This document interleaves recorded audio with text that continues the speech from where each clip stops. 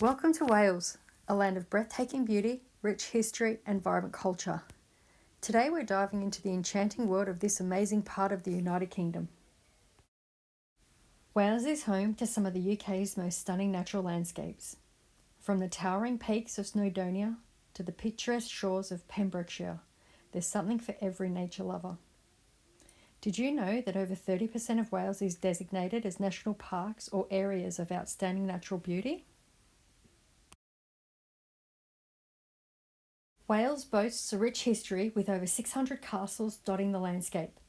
Each castle tells a story of the past, reflecting on the turbulent history of this land.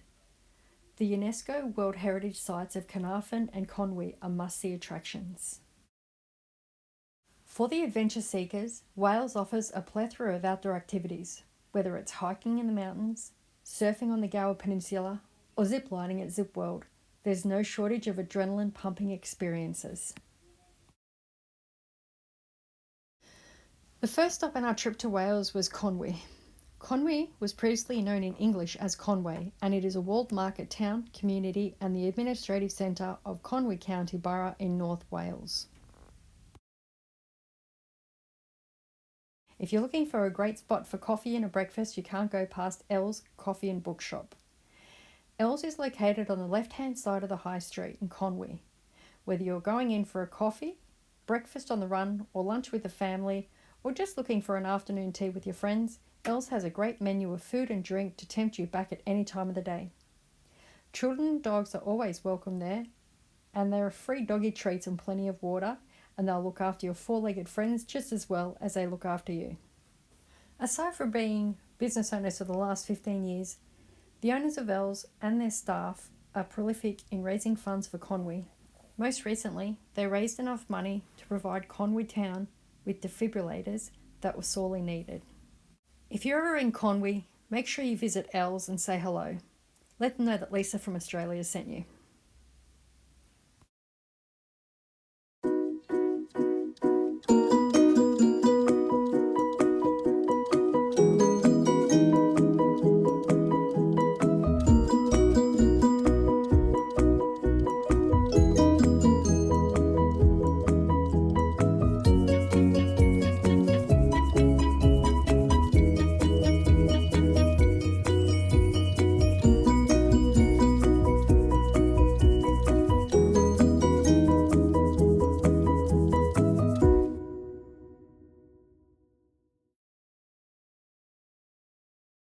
If you're planning a visit to Conwy Harbour, you can't go past the smallest house in Great Britain.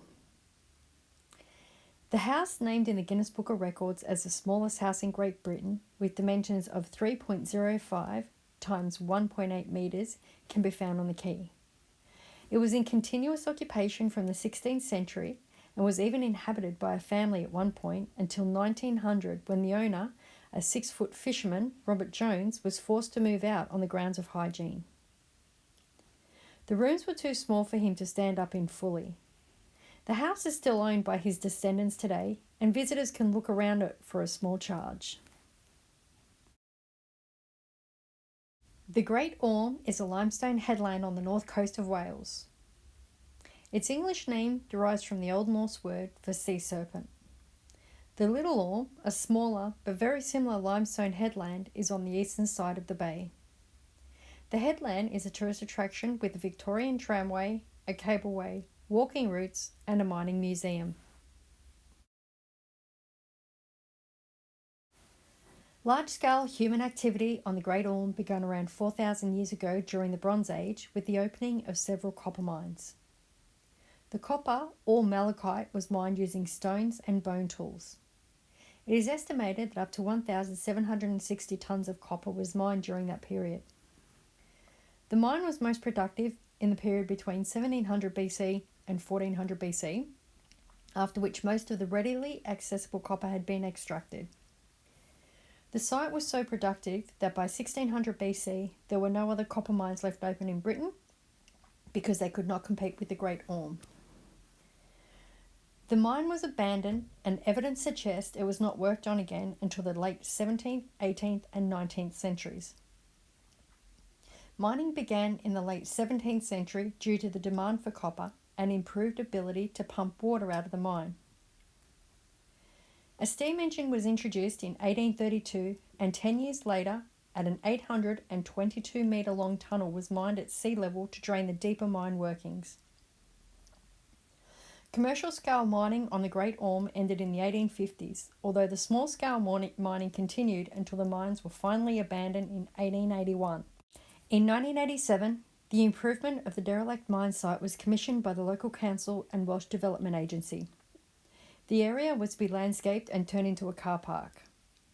Since excavation began in 1987, over 5 miles of prehistoric tunnels have been discovered. It is estimated that less than half of the prehistoric tunnels have been discovered so far.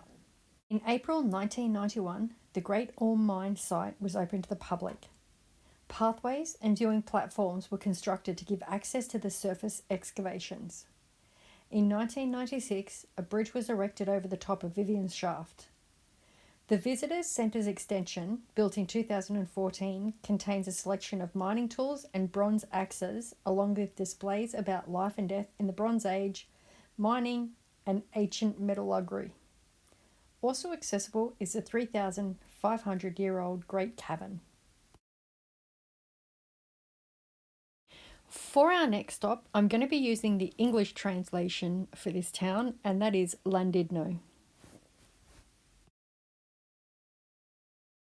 Llandudno is a coastal town in North Wales.